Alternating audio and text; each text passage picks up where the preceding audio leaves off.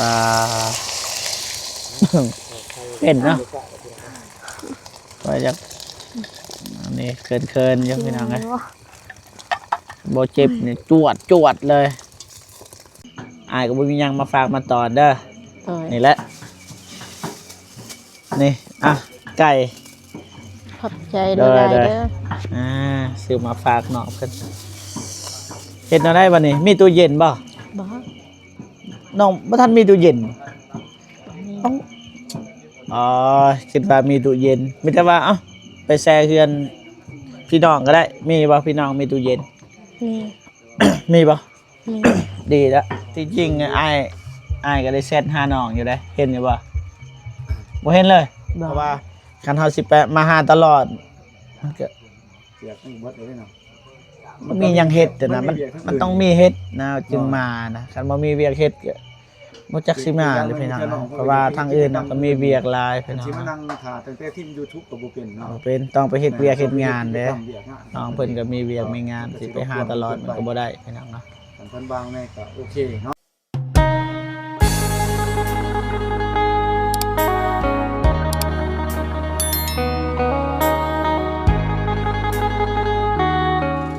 เฮียนเปิดภาพมาพี่น้องอยู่ที่บ้านน้องไม้กำมือตื้อพี่น้องกลับไปวงสบายดีเด้อพอเด้อโอ้ยสบายดีบายเลยลูกทีมงานสบายดีเด้อวงเด้อสิเนี่ยได้เรื่องเฮือนเรื่องศาลเฮาใส่เลยโอ้ยเรื่องเฮือนเรื่องชาติกับมื้อนี้ก็สร้างเพิ่นมาเฮ็ดลูกเอ้ยแต่ว่าเดี๋ยวนี้นี่กำลังใส่หางนิ้นกำลังมุ่งให้หมดแล้วก็เฮ็ดบอลเฮือนบอลทางขึ้นเนาะมันคันได้เริ่มมุ่งแล้วบ่เริ่มมุ่งอยู่ในอยู่ประมาณอยู่แถวนอกมองตัดสอดได้แล้วก็บอลมุกคันได้แต่ว่าโอเคแล้วสันโดยหักละแต่ว่ามื้อนี้บ่เห็นอันพวกทีมงานมาถ่ายก็เห็นแต่น้องนิดเนาะได้บ่ทันได้เพิ่นมาถ่ายกำลังมาแหละมาแต่น้องลอยพี่น้องเอ้ยแต่ว่าไปถ่ายคลิปไอ้วงเราถ่ายพี่น้องเนาะว่าสิไปซื้อปูนแต่ว่าบ่มีปูนพี่น้องเอ้ยเดี๋ยวนี้หันก็ยังอยากได้นำคิดมื้ออื่นนี่ก็ยังสิซื้อต่อสิไปเอาปูนอีกสอบนึงเนาะไป2 สอบนี่แหละพอคิดว่าสิไปปั้นน้ำพี่น้ำน้องหั่นนะก็จักสิได้จักบ่เพราะว่าเพิ่นก็เริ่มมุ่งมื้ออื่นเลยมื้ออื่นนี่คือว่าสิได้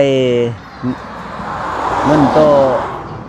พ่อใหญ่ใจบุญให้นะลูกเก็บให้นะสิได้ไปซื้ออันเล็กกระปูกุ๊บเพราะว่าเล็กกระปูกุ๊บโตลูกให้นั่นก็พอให้โอเคพอโอเคเข้าใจละแบบบอกโปะเลยลูกอยากฟังแบบนั้นแต่ว่ามื้ออื่นซื้อลิตรปูเริ่มมุ่งมื้อเนาะมุ่งมื้อโดยโอเคเข้าใจมาร่วมกับอันเสี่ยวนะช่วยเรือหั่นนะโดยเข้าใจแล้วแต่ว่าสิอธิบายให้พ่อพี่น้องฮู้แต่ว่าความหมายที่พ่อเราเว้าก็คือมื้ออื่นนี่มุ่งกับซื้อลิตรปูเบิดจะซ้ำนั้นแต่ว่าเราเว้า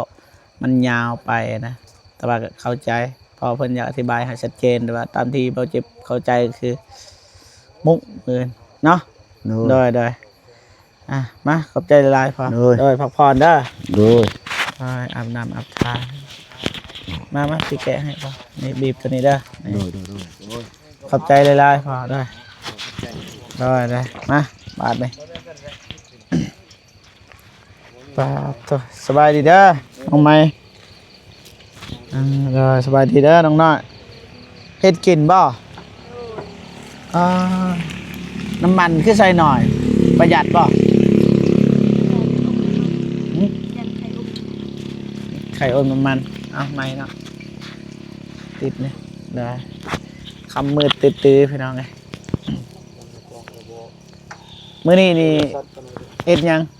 น้องไม้เฮ็ดกินทอดไข่ เฮ็ดกินบ่มื้อนี้นี่นะเวียกนอกมื้อนี้เฮ็ดยังมาแต่สวนไปดีมาเฮ็ดกินซะพ่อแม่มาแต่สวนโดยมาแต่สวนโดย ก็เลยมาเฮ็ดแนวกินให้พ่อแม่แล้วก็ไอ้สร้างเพิ่น โดย น้องหน่อยเด้อเฮ็ดหยังมื้อนี้ไปนำกันบ่ เนี่ยข อ่า นาดมาที่รับจ้างเขา อะไรก็ สิไม่มอง มาที่รับจ้างครับ มาได้รับจ้าง เลย ได้ ไปซอยข้าวขัดเจ้า อ่า เป็นเนาะไปจากอันนี้เคินๆยังพี่น้องไงบ่เจ็บนี่จวดเลยอาบอยู่ว่าน้ำจะหน่อยนี่ อาบ อาบต้องหน่อยเด้ออาบอยู่บ่ อาบ อาบนะคือบ่เอาอันนั้นโตอันนั้นอยู่เทิง บ่เห็น เสียเลย โดยบ่เห็น อ่า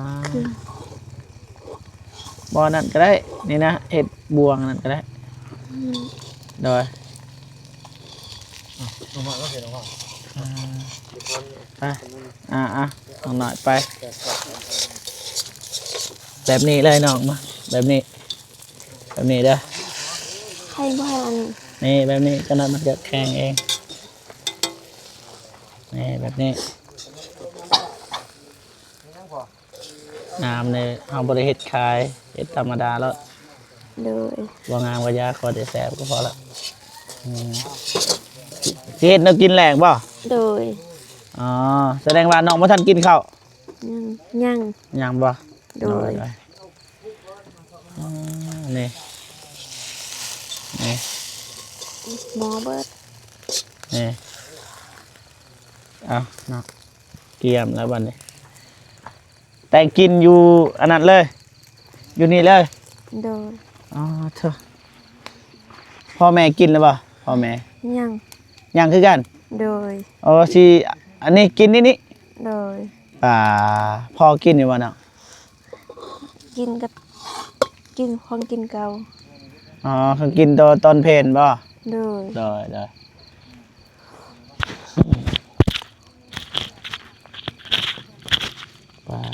ป่าอย่างนี้แหละพี่น้องกลางเว้นอาทิตย์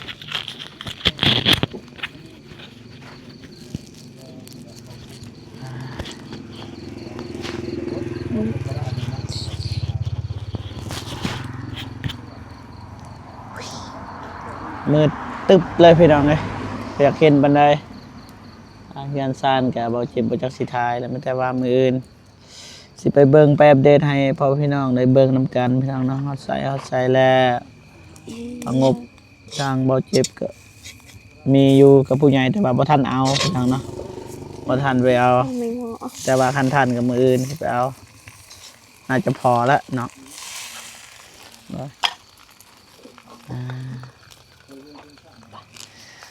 ได้โอเคมีแต่ว่าจุอ้ายกับสิกลับก่อนเด้อเจอกันมื้อ เดินทางปลอดภัยเด้อ ได้สิ มื้ กลับ อกิ ก่ น อน ข้าวกันบ่ บ่เป็นหยังขอบใจหลายๆแต่ว่าสิไปหาน้องเดิมก่อนยันมันดึกเดินพี่น้องเอ้ย ด้วยขอบใจหลายเด้อ ไอ้กลับก่อนเด้อขอบใจหลายๆแต่มื้ออื่นเจอกันเด้อ โดย โอเคพ่อพี่น้องเนาะบ่เจ็บก็สิกลับก่อนไปหาน้องเดิมก่อนแต่ว่ามีน้ำฝากให้น้องใหม่น้องใหม่ได้นี่อีกได้แบ่งกันกับน้องเด้อได้เจอกันมื้ออื่นเราถ่ายวงก่อนยังไงขนาดจะกลับไปหาน้องเดิมว่ากันว่าน้องเดิมเราสิอยู่เฮือนหรือบ่อย่างเนาะแต่ว่าเห็นยินข่าวว่าทีมงานได้ไปเยี่ยมยามน้องเพิ่นอยู่พี่น้องเนาะว่ากันแต่ว่าน้องเพิ่นสินอนหลับหรือบ่พี่น้องเนาะกลับก่อนเด้อบ๊ายบายได้เข้าใจหลายๆไปพอพี่น้องเนาะต่อไปหาน้องเดิมก่อนพี่น้องเนาะซื้อไก่ไปฝากให้น้องเดิมเนาะบ่ฮู้แล้วหลับหรือบ่พี่น้องเนาะไปก่อนยังบ่ทันฮอดเธอน้องเดิมไหมอยู่เฮือนบ่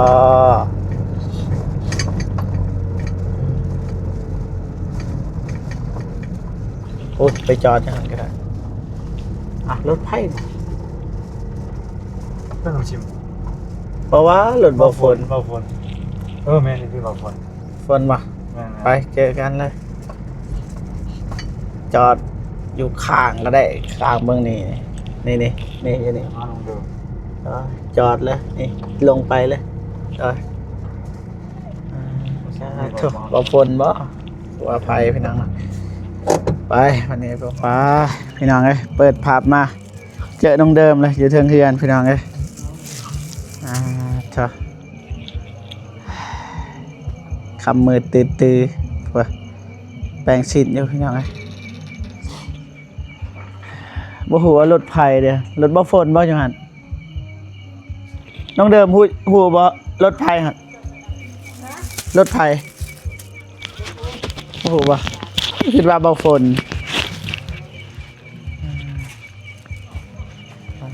สวัสดีเด้อก็แน่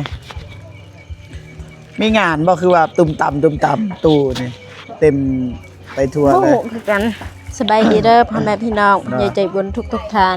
สบายดี FC เบิร์ดทุกคนเด้อสบายดีนั่งฉาด ด้วยไปไซเห็นไปเที่ยวนี่เที่ยวนั่นบ่ก็บ่ฝน ไปท่าแตกไป ม่วน ซื้อ ใช่ปะ ข้าวหึ ขี่รถบ่ฝน ฮะ ม่วนจะบ่ขี่รถบ่ฝน หมอน มากับไอ้วงพี่น้องเอ้ยมาแต่แวะหาน้องใหม่แล้วก็เจิดไปหาน้องเดิมเลยพี่น้องคิดว่ารถบ่ฝนได้หันพี่น้องเอ้ยบ่แม่นเนาะ บ่ฮู้ โอ้ว่ะ กำลังกินข้าวแล้ว ได้ยังกิน คว้าไข่ ขัวไข่ โดย มีแต่ขัวไข่ช่วงนี้เนาะ ไปซื้อหยังกับบ่ฝน ไปซื้อข้าวแล้วก็ปูน้ำมันในสังภาษา เสื้อ ลาวโดย ผ้าปู กับ เอ้า โตปะเสื้อผ้า อ๋ออันนั้นบัตรตัวเก่าเด้เป็นอะไรมันขาดเบิดเลย ขาด ซื้อใหม่เนาะ โดย ผู้ใดเอาให้ผู้ใหญ่ต่างประเทศบ่ แม่ แม่พิมพ์ โดย อ๋อ แม่พิมพ์แม่กัน ความกัน โดย ได้อ่าดีละยินดีนะไม่แต่แม่พิมพ์นะพี่น้องเอ้ยบ่มีภัยเราเจ็บก็คือกันท่านแม่พิมพ์บ่ซอยก็นายหนักแล้ว หนาว โอ้ตกใจคิดว่ารถบ่ฝนแต่บ่เห็นป้ายกันน่าสิฮู้อยู่แต่ว่าตู้เต็มเลยพี่น้องทางนั้นก็ตู้ทางนั้นก็ตู้มาสบายดีเด้อไอ้วงเด้อเด้ออ้ายก็บ่มีหยังมาฝากมาตอนเด้อ โดย นี่แหละนี่ไก่ ขอบใจหลายๆ ได้ เด้อ ซื้อมาฝากน้องเพิ่นเฮ็ดแนวได้บัดนี้มีตู้เย็นบ่ บ่ น้องบ่ทันมีตู้เย็นอ๋อคิดว่ามีตู้เย็นมีแต่ว่าไปแช่เฮือนพี่น้องก็ได้มีบ่พี่น้องมีตู้เย็น นี่ มีบ่ นี่ ดีแล้วก็มีหยังคู่ๆแล้วพี่น้องเอ้ยช่วงนี้ก็บ่ค่อยมีหยังมาแวกระเทินเนี่ยผ่านมาต้องแวพี่น้องก็เมื่อบ้านนะตอนนี้ก็หัวจะมองว่า7:00 ปลายเลยอาบน้ำแล้วบ่ ยัง คิดว่าสิอาบอยู่บ่ อาบ มั่นใจ มันใจ จักเปอร์เซ็นต์ หลาย ฮะเพราะว่าบัดอ้ายกลับจนหน่อยบ่อาบดอก อาบ อาบบ่ โดย อาบคู่มือเลย อาบคู่มือ แต่ว่าอยู่นี่บ่ค่อยหนาวปานใดพี่น้องเอ้ยบ่หนาวแต่ถ้าอยู่บ้านอ้ายนี่ยาน้ำคือแช่ไว้ให้ตื่นเช้านี่ขนาดช่วยหน้าก็ยังบ่ได้แล้วเจ็บนะป้าจ้ะพี่น้องเอ้ยมีเงินนี่ซื้อคักๆเลยบ่เจ็บต้องซื้อแล้วนี่คือน้องเดิมเนี่ยคันมีเงินนี่ซื้อรถคันมีเงิน ซื้อหยัง ซื้อเครื่องปรับน้ำมันอุ่น อยากได้บ่ อยากได้แต่ว่าบ่มีเงิน ถึกเลขซื้อบ่เลข บ่ บ่ได้ซื้อ บ่ เห็นมีคนมาหาเนาะตอนเที่ยงหรือว่าตอนบ่ายไผ เอ้ยเน็ต ไอ้นิดกับ เอ้ยนูนาบ่ ไอ้นั่นน่ะสบายดีเด้อ สบายดีเด้อ ไอ้วงเราใส่ไม้บ่ได้จับไอ้วง สบายดีเด้อพ่อแม่พี่น้องเพิ่นได้ใจบุญทุกๆทานสบายดี FC เบิร์ดทุกคนเด้อสบายดี โดนสิหนาวเด้อเบิ่งเนาะ แน่นอน หนาว แต่ว่าบ่หนาวปานใดอยู่นี่ถามว่าบ่เจ็บอาบได้สบายเลยอยู่นี่ สิบ่โทรหวันเฮาเนาะ วาย วันบ่เจ็บ อย่าเถอะ พี่น้องหนาวปวด อย่าเทียบเลยบ้านบ่เจ็บพี่น้อง นับไปใกล้ๆ นั่งไกลตรงเดิมครับพี่น้องเอ้ยบ่เห็นบ่เจ็บมันบ่จะคักปานใดพี่น้อง เป็นบ นี่ อกว่าอ่า แปลงกัน เรียน2คนน่ะ อ่า จะได้มีมิวสิกอีกแล้วฮะทายมิวสิก เบิ่งอยู่บ่เพลงง่าย เพลงเป็นจะได้แต่ อ้าว นิดนึงเพลง บ่ได้เบิ่งบ่ สัญญาณบ่ค่อยดีเบิ่งยังบ่ได้ โอ้ย ตายด้วยเนี่ยนะ เสียดายพี่น้อง ซ่า จริงๆแล้ว FC บางทีบางคนนี่บ่เข้าใจว่าเบาเจ็บเอาน้องเดิมมาแสดงบ่แม่นเอาคลิปเก่าแล้วก็มาลงแล้วประมาณนั้น เนี่ยพอเจ๊ไปคิดเอาคิดหอดยอดความหลังเนาะ แม่นความลังมาใส่ ความหลังมาใส่ คลิปที่ผ่านมาคลิปอ่าไอเตียงคลิปเบาลีคลิปเบายาว หน่อย คลิปทุกคนเลยคลิปเบาเจ็บนำรวมกันอยู่หั่นแหละ ค่อนข้างว่าไอเดียดีไหน ฮะคักบ่ การคือเอิ้นว่าว่างเรื่องเนื้อเรื่องเส้นเรื่องมันที่ว่าไปดีแต่ก็จบงามอยู่ จบบ่ เป็นภาพเนาะ ที่จริงแหละเป็นหยังคือมันยาวเพลงมีแต่4นาที แต่ว่าคลิปมันยาวเป็นหยังเพราะว่าคันลงบ่ฮอด8นาทีนี่วางโฆษณาบ่ได้เอาก็เลยเอา9นาที เอาไม่งั้นจะส่งหัวบ่เจ็บไม่งั้นเอาปล่อย โอ้ย จะเนี่ยอะไรนะท่านเรื่องนี้ยังบ้านเราทีว่าเป็นอย่างไร บ่ เรามีแต่นั่นแหละ โดย เนาะฝากเพลงเนาะไอเอฟซีเนี่ย บ่ทันได้เบิ่งบ่ น้องเรื่องมาท่านเบิ่งเพลง แสดงว่าบ่ดังพอ โอ้บ่ดังเลย เอาไปเบิ่งเด้อ สัญญาณบ่ค่อยดีเบิ่งยังบ่ได้ลิ้นบ่เป็นเปิดอ่านก็ข่าวเดียวละหายแวบ แต่ที่จริงอ้ายก็ได้เซตหาน้องอยู่เด้เห็นอยู่บ่บ่เห็นเลย บ่ แม่นบ่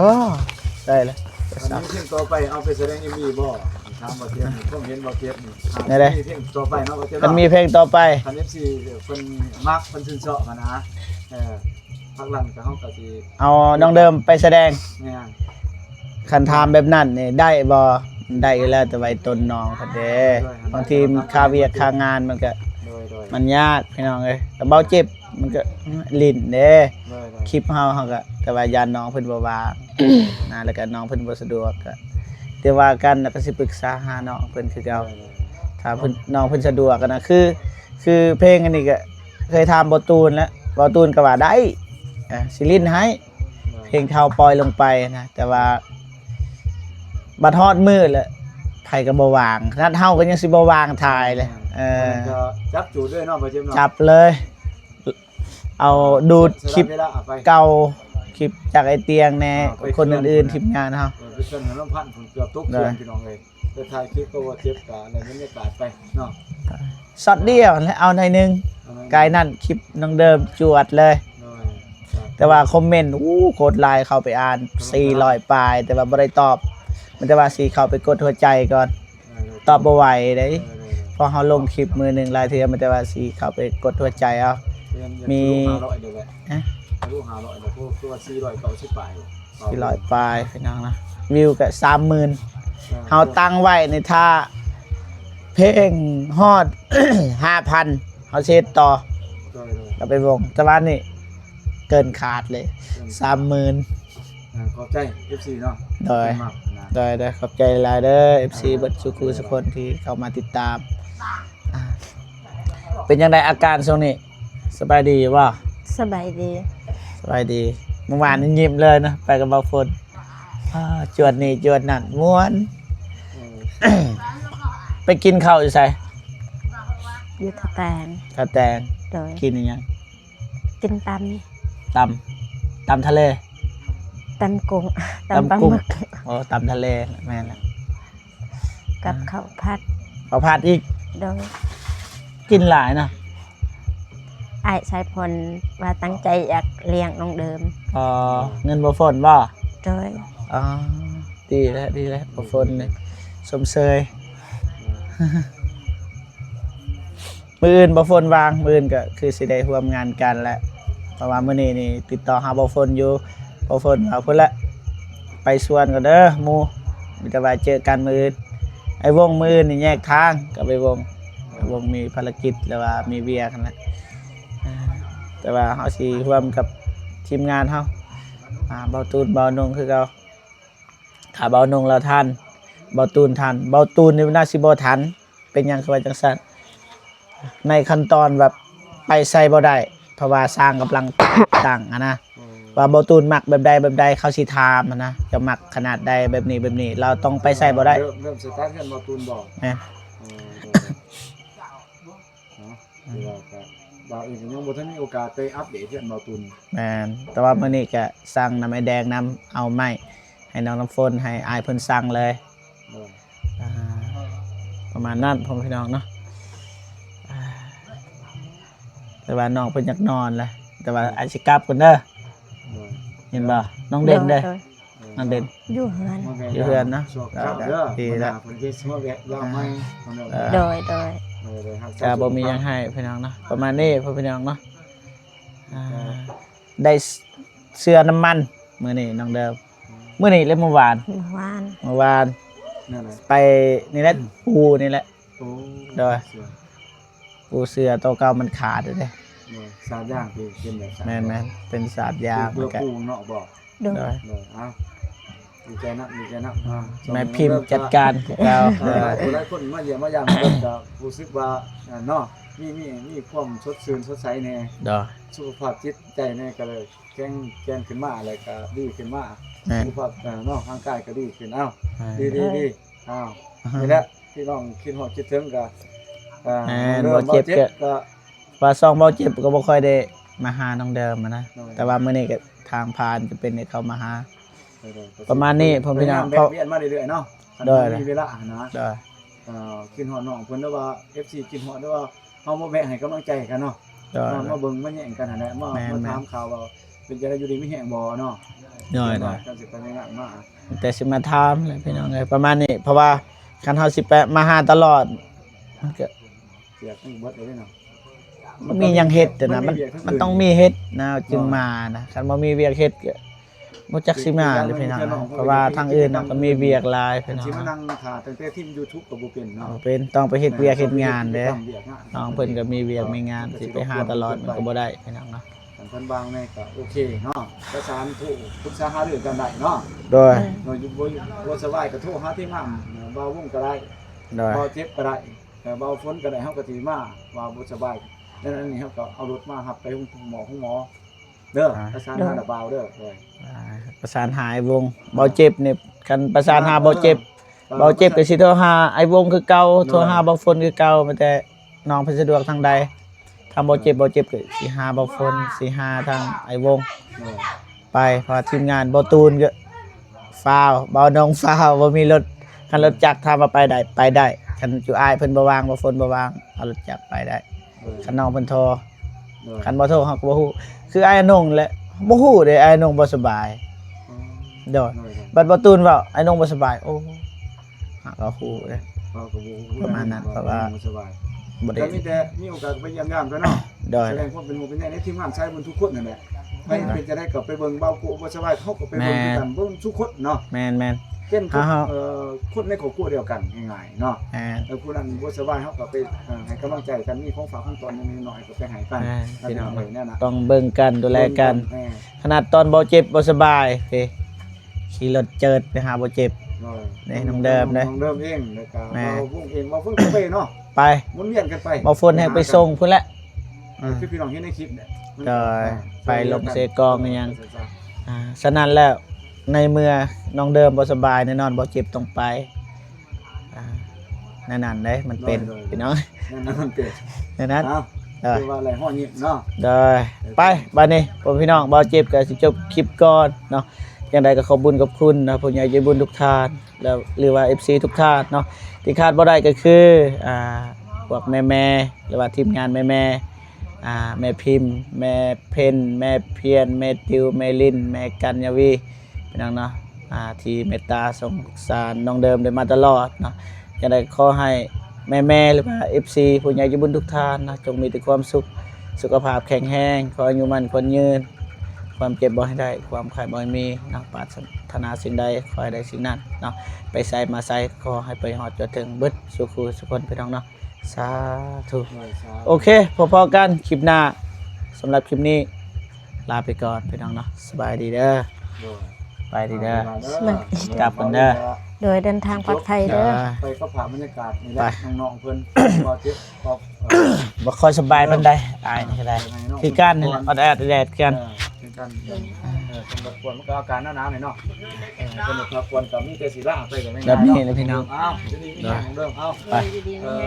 บ๊ายบายไปก่อนเด้อพี่น้องเอ้ยเด้อ ไปก่อนน้องเดิมเด้ออาบน้ำอาบทาเด้อ โดย